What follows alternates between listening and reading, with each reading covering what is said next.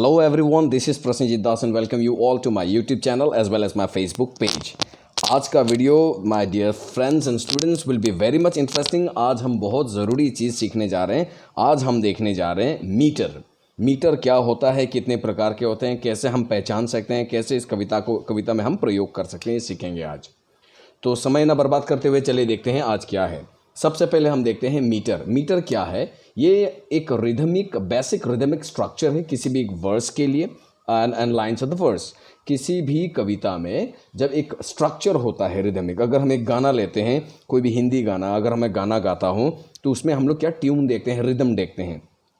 तुम पास आए यूं मुस्कुराए, तो इसमें क्या हो रहा है, एक रिदम आ रहा है। कोई खड़ा होकर तुम पास आए यूं मुस्कुराए, तुमने न जाने क्या, ये तो डराना काम हो गया, रिदम थोड़ी आ रहा है। अगर डरा रहा है उसमें भी एक ऊंचा लय ऊपर जा रहा है, नीचे आ रहा है, ऊपर जा रहा है, नीचे आ रहा है। तो हम क्या देखेंगे, मीटर क्या होता है। किसी भी कविता या गाना है तो गाना तो कविता ही है, उसमें जो एक रिदम का स्ट्रक्चर का काम करता है, किस प्रकार एक शब्द को उच्चारण करते हैं, that we will learn today. तो पहले पेज में आप देख सकते हैं किस प्रकार के मीटर होता है। एक आयम्ब, ट्रॉकी, स्पॉन्डी, डेक्टल, एनापेस्ट, कॉमन और पेरिक। तो पेरिक जो है ये बहुत ही कम यूज़ होता है। अनकॉमन क्या है वो हट के हम सीख पाएंगे, आगे देख पाएंगे। तो आगे बढ़ते हैं, देखते हैं क्या है। मीटर को जानने से पहले हमको सबसे पहले जाना होगा सिलेबल क्या है। सिलेबल यानी the smallest unit of vowel sound. किसी भी शब्द का जब हम उसको टुकड़ा करते हैं, एक शब्द को अगर मैं लेता हूँ सोशियल, तो सोशियल में कितनी बार मैं उस शब्द को टुकड़ा कर सकता हूँ, वो भी भावल के साथ। सोशियल। अगर सोसाइटी बोलूँ, सोसाइटी, यहाँ पर कुछ शब्द लिखा है, कनेक्टेड, कनेक्टेड, मल्टीसिलेबिक, तो इसी प्रकार जो हर शब्द में जो टुकड़ा होता है या फिर उसका smallest unit of vowel sound होता है, उसका आधार पर कुछ शब्दों को डिवाइड किया गया है। जिन शब्दों में एक वावल साउंड है उनको कहते हैं मोनोसिलेबिक वर्ड, यानी बॉस, स्कूल, कम, गो, बिग, स्मॉल, इस प्रकार के शब्द। फिर आया बाइसिलेबिक, यानी जिन शब्दों में दो वावल साउंड है, टुकड़ा है, इससे ओ नेस्ट, दो साउंड, तो इसको बाइसिलेबिक कहेंगे। एक्टिव, पैसिव, उसी प्रकार ब्यूटीफुल, तीन साउंड है इसमें, तीन सिलेबल्स हैं, तो इसको हम कहेंगे ट्राइसिलेबिक वर्ड। उसके बाद अगर साइकोलॉजिकली, अगर मैं दो, तीन, चार, पाँच, चार या चार से अधिक अगर शब्द वहाँ पर साउंड हो, तो हम उसको बोलेंगे मल्टीसिलेबिक वर्ड। दैट मीन्स चार प्रकार के शब्द हुए, मोनोसिलेबिक, बाइसिलेबिक, ट्राइसिलेबिक, मल्टीसिलेबिक। नाउ आगे बढ़ते हैं, क्योंकि इसको याद रखिए, क्योंकि इसी के साथ आगे कनेक्टेड है। आगे हमारे पास है based on syllables there are 6 types of sub classes of metre के सब क्लासेस है, जो जिसमें एक आयम्ब होगा। अभी आयम्ब क्या है इसको हम आगे समझेंगे। जहां पर 1 फुट या एक आयम्ब होगा उसको हम कहेंगे monometer, dimeter, trimeter, tetrameter, pentameter, hexameter. Mono 1, di 2, tri 3, tetra 4, penta 5, hexa 6। अभी ये होता क्या है, इसमें किस प्रकार के इसके यूजेस होता है, वो हम आगे देखेंगे। मूविंग फॉरवर्ड लेट अस सी। पहले है आयम्ब में, ये एक एक मैं आगे समझाता हूं। पहले आयम्ब में क्या होता है, ऐसा शब्द जहां पे पहले अनस्ट्रेस्ड होगा फिर स्ट्रेस्ड होगा। किसी भी शब्द को जब हम उच्चारण करते हैं, किसी भी लाइन को जोर से बोलने की कोशिश कीजिए। जब आप जोर से बोलोगे आपको अच्छी तरह से मालूम हो जाएगा शब्द के कौन से अंश में आपको ज़्यादा जोर देना पड़ रहा है, शब्द के कौन से अंश में आपको कम जोर देना पड़ रहा है। अगर मैं इंग्लिश बोलूँ, इंग्लिश, दोनों पार्ट पे मैं जोर दे रहा हूँ। अगर मैं ऑनेस्ट कहूँ, ऑनेस्ट का उच्चारण करें तो ऑनेस्ट, यानी पहले वाले में इतना फोर्स नहीं पड़ रहा है जितना कि नेस्ट में पड़ रहा है। आगे ट्रॉकी है। ट्रॉकी मीटर में क्या होता है, शब्द के पहला वाला स्ट्रेस्ड होता है, बाद वाला अनस्ट्रेस्ड, यानी आयम्ब का उल्टा। पोएट, यानी पहले वाले पो पे जोर डाल रहा है, पीछे वाले पे एट पे साउंड नहीं आ रहा है। फिर स्पॉन्डी में क्या होता है, स्पॉन्डी मीटर में होता है स्ट्रेस्ड, दोनों स्ट्रेस्ड। ये बहुत रेयर केसेस हैं, बहुत रेयर, जो कविता पोएट्स बहुत कम यूज करते हैं इसको। बस स्टॉप, दोनों शब्द में दोनों साइड में मैं फोर्स दे रहा हूं, बस स्टॉप। आगे आया डिक्टेल। डिक्टेल में क्या होता है, स्ट्रेस्ड है, फिर अनस्ट्रेस्ड, अनस्ट्रेस्ड दो एक साथ होगा। पहला स्ट्रेस्ड है पोएट्री, पोएट्री यानी पहले वाले पे फोर्स आ रहा है, बाद में वाले में फोर्स नहीं आ रहा है। फिर आया एनापेस्ट। एनापेस्ट में अनस्ट्रेस्ड, अनस्ट्रेस्ड एंड स्ट्रेस्ड। इसका मतलब क्या है, जहां पर शब्द को उच्चारण करने के लिए ज़्यादा हम फोर्स देते हैं उसी को स्ट्रेस कहते हैं। जब आप डिक्शनरी खोल के देखोगे वहाँ पर शब्दों का अगर शब्द दिया है तो ऊपर में देखिए आपको कुछ लाइंस मिलेगा शब्द के ऊपर, उसी को स्ट्रेस कहते हैं। उसी को अच्छी तरह से अपने टीचर को पूछेगा, आपको डिटेल्स में वो बता देंगे आपके टीचर्स। उसके बाद अंडरस्टैंड, यहाँ पर देखिए अंडरस्टैंड, मैं स्टैंड पे फोर्स दे रहा हूँ, ये स्ट्रेस दे रहा हूँ उच्चारण करने के लिए, इसको कहते हैं एनापेस्ट। और फेरिक क्या है, फेरिक हो गया अनस्ट्रेस्ड, अनस्ट्रेस्ड दोनों एक साथ है। और ये दोनों बहुत एक कॉमन मीटर, तो जहाँ पर कोई वही नहीं होता, मीटर ही नहीं होता, जिसका कोई लेंथ ही नहीं होता, एक भी लाइन एक दूसरे से मैच नहीं करता। तो हम आगे एक एक करके सबका डिटेल्स में समझते हैं। याद रखिए, सबसे पहले आज मैं इस वीडियो के साथ ये एक्सप्लेन कर रहा हूँ आयम्बिक पेंटामीटर। ज़्यादातर 99% कवि आयम्बिक पेंटामीटर का यूज़ करते हैं, जो एक बहुत ही सुंदर रिदमिक लाइन बनाता है, जिससे पोएट इजीली अपने भावनाओं को वहाँ पर स्केच कर सकता है, पेन पिक्चर कर सकता है, लिख सकता है। To pen picture and express his and her thought and feelings, poets mostly go for the iambic pentameter. Now what is iambic, what is pentameter, we will understand now. Let us understand what is iamb means. Iamb means two syllables. That means a word with the two syllables. For taking an example, honest. So honest, what happens, unstressed and stressed. When you get a word, a pair, where pair is sound there. When you get a word that starts with unstressed then stressed syllable is an iamb. iamb यानी ऐसा शब्द जिसका पहले unstressed होगा बाद में stressed होगा। यानी जैसे हमारे पास अभी है हो गया ओ नेस्ट, स्ट्रेस का स्पेलिंग गलत हो गया यहाँ पर, टाइपिंग मिस्टेक। सो आगे देखते हैं, where we find 5 pairs of iamb is called iambic pentameter. अर्थात हमें आयम तो मालूम हो गया, आयम एक ऐसा शब्द है जिसका मतलब है एक शब्द के दो अंश का पहला अंश अनस्ट्रेस्ड है, बाद का अंश स्ट्रेस्ड है। अनस्ट्रेस्ड एंड स्ट्रेस्ड जैसे ऑनेस्ट। इसी प्रकार का जो 5 पेयर हो उसको कहेंगे पेंटा। 5 मतलब पेंटामीटर, तो आयम्बिक पेंटामीटर। नीचे एग्जांपल देखिए, विलियम शेक्सपियर का एक फेमस एग्जांपल है, शैल आई कंपेयर। अगर आप पेंटामीटर, आयम्बिक पेंटामीटर का एग्जांपल गूगल में टाइप करोगे, यही लाइन सबसे पहले आपको मिलेगा। Very simple and easy, that's why मैंने इसको पिकअप किया है। Shall I compare thee to summer days. इनमें 5 पैर मैंने बनाया है। 5 पैरों को देखिए, शैल और आई, पहले अनस्ट्रेस है, आई पे स्ट्रेस्ड है, शैल आई। फिर कंपेयर, फिर आया दी टू, समर। तो कैसे स्ट्रेस्ड और अनस्ट्रेस्ड, पहले आया हमारा अनस्ट्रेस्ड, यानी जो पीला रंग का है सारा अनस्ट्रेस्ड। जो लाल रंग का है वो स्ट्रेस्ड है। सम, हमेशा 99% क्या होता है, जब कोई इंग्लिश शब्द आर से खत्म हो रहा है उसको तो उच्चारण करिए मत, आर को छोड़ दीजिए। जैसे quarter, it is not quarter, it's quarter.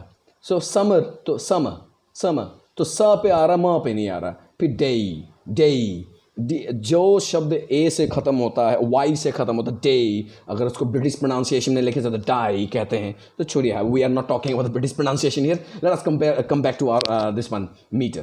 तो यहाँ पर 5 पेयर बना हुआ है अनस्ट्रेस्ड एंड स्ट्रेस्ड का। तो जब अनस्ट्रेस्ड और स्ट्रेस मिल गया, यानी शैल आई एक जोड़ा बना है, इसको कहते हैं आयम्ब।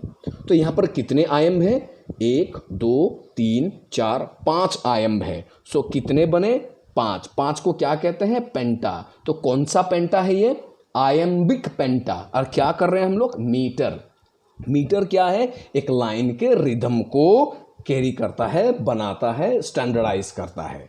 मूविंग फॉरवर्ड, आगे देखते हैं। अगर आपको पेंटामीटर मालूम हो गया, आयम्बिक पेंटामीटर, देन आपको पूरा सब मीटर समझ में आएगा, कोई प्रॉब्लम नहीं होगा। आई hope you have understood what is iambic pentameter. Iambic pentameter यानी आयम्ब यानी ऐसा शब्द जिसके दो सिलेबल है, एक अनस्ट्रेस्ड और स्ट्रेस्ड। और जब दो शेल आई, एक पेयर, कंपेयर दूसरा पेयर, दी टू दूसरा तीसरा पेयर, ए सम चौथा, एंड म डे पांचवा, जो पेयर बना है उसी को आयम्बिक पेंटामीटर कहते हैं। अगर इसमें 6 होता तो आयम्बिक हेक्सामीटर कहेंगे हम लोग। अगर इसमें चार होता तो आयम्बिक टेट्रामीटर कहेंगे, 3 है तो ट्रायामीटर कहेंगे। Very simple. तो आगे चलते हैं ट्रॉकीमीटर पे। ट्रॉकीमीटर क्या है? ये इसमें ठीक आयम्ब का उल्टा है, ये स्ट्रेस्ड एंड अनस्ट्रेस्ड। आयम्ब में stressed and unstressed and stressed आता है, यहां पर पहले स्ट्रेस्ड आएगा फिर उसके बाद अनस्ट्रेस आएगा। एग्जाम्पल ऑफ ट्रॉकीमीटर शेक्सपियर का फेमस जो प्ले है मैकबेथ, वहां पर एक देखिए, इजी, आप खुद उच्चारण करके देख लो। कभी भी मीटर पकड़ना है तो जोर से किसी लाइन को बोलिए, आपको मीटर मालूम हो जाएगा, किसी भी पोएम के लाइन को। Double double, toil and trouble, fire burn and cauldron bubble. इसमें बड़ा आसान से हम देख सकते हैं, पहले वाला जो रेड है सारे के सारे ये स्ट्रेस्ड है। Double double, toil and trouble, fire, burn, and cauldron, bubble. So easily we can find out that the word which while we pronounce, we give a kind of stress on it, a force on it. That's called stressed, then followed by unstressed. So when we have a pair of unstressed and stressed, that's called trochymeter. And now Shakespearean play, you can have an example. Moving forward, we have spondy. Spondymeter is something like I have written here impossible. These are like hardly used. Why? Because both the pair is stressed. Now how will you find such words? And the entire poem cannot be written in spondymeter.